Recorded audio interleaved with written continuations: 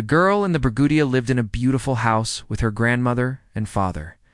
Her father was a woodcutter who would cut wood from the nearby forest and sell it in the town.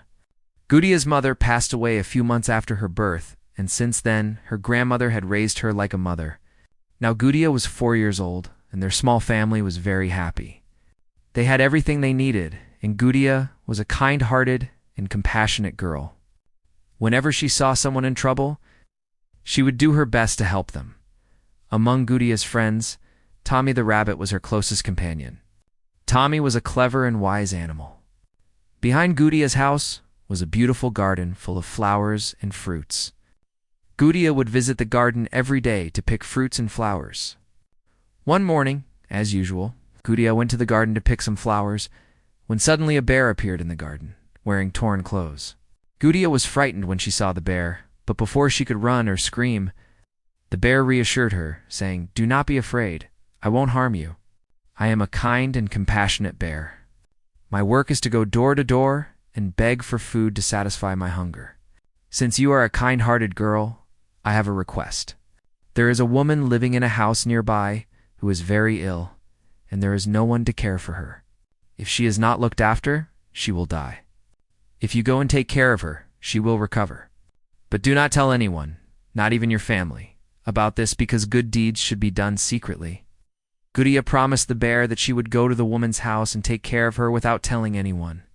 The bear, pleased with her response, gave her the address of the house and happily left.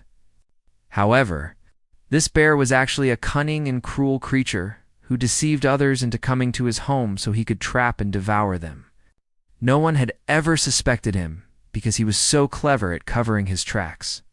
Once back at his lair, the bear changed into a different outfit, put on glasses, and lay down in bed, thinking that when Gudiya arrived, she would think the woman was lying in bed ill. As soon as she came near, the bear would catch her and lock her up, planning to eat her that night and erase all traces of his crime.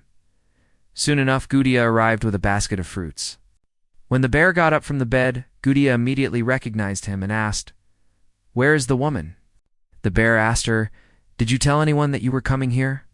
When Gudiya replied that she had come without telling anyone, the bear quickly grabbed her and said, "You are the perfect prey.